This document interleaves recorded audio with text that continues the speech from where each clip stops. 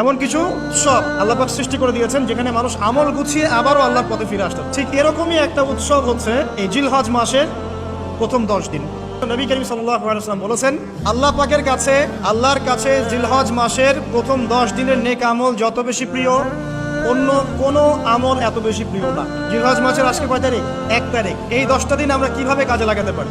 এই 10 দিনের একটা সিয়াম বা একটা রোজা 1 বছর রোজা রাখার সমান, এবং এই 10 রাতের এক রাতের কিয়াম লাইলাতুল কদরের কিয়ামের সমান। আর আমরা জানি লাইলাতুল কদর সম্পর্কে আল্লাহ পাক কি বলেছেন? 1000 মাসের ইবাদত হচ্ছে উত্তম। এই 10 দিন 10 রাত কি আমল করতে হবে এই হাদিসটা বলে দিচ্ছে, সিয়াম এবং কিয়াম। 10টা সিয়াম না পড়েন অ্যাটলিস্ট 3টা সিয়াম পারা যাবে ইনশাআল্লাহ। একটা সোমবার পাবো সামনে আমরা, একটা বৃহস্পতিবার পাবেন, আর আরাফার সিয়াম পাবেন ইনশাআল্লাহ। আরাফার সিয়াম রাখলে আগের 1 বছর পরের 1 বছর 2 বছরের গুনাহ মাফ হয়ে যাবে ইনশাআল্লাহ আযজা ওয়া জাল।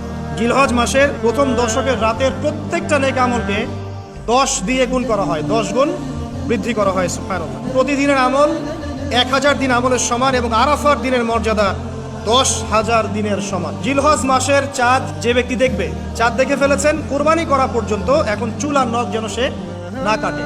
যদি না কাটেন তাহলে কি হবে?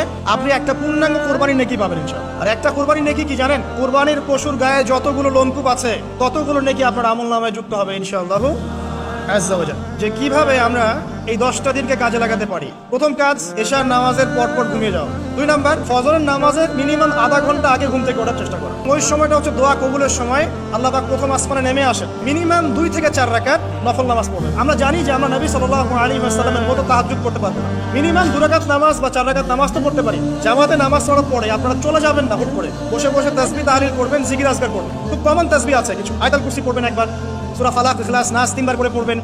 তারপর আল্লাহুম্মা আনতা সালাম ওয়া মিনকা সালাম তাবারাকতা ইয়া যাল জালালি ওয়াল ইকরাম পড়বেন। আল্লাহুম্মা আইনি আলা যিকরিক ওয়া শুকরিকা ওয়া হুসনি ইবাদাতিক পড়বেন। ইসনুল মুসলিম অ্যাপসও আছে, পকেটে অ্যাপস রাখতে পারেন, পকেট সাইজ বই পাওয়া যায়, পকেটে রাখতে পারেন।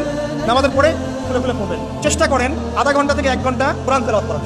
এই ইশরাকের নামাজ পড়ুন। কিসের নামাজ? ইশরাক। তারপরে ধরেন চাষতের নামাজ, যেটাকে আমরা বলি সালাতুদ দুহা, চাষতের নামাজ। প্রতিদিন এগুলো আপনি চর্চা করতে পারবেন।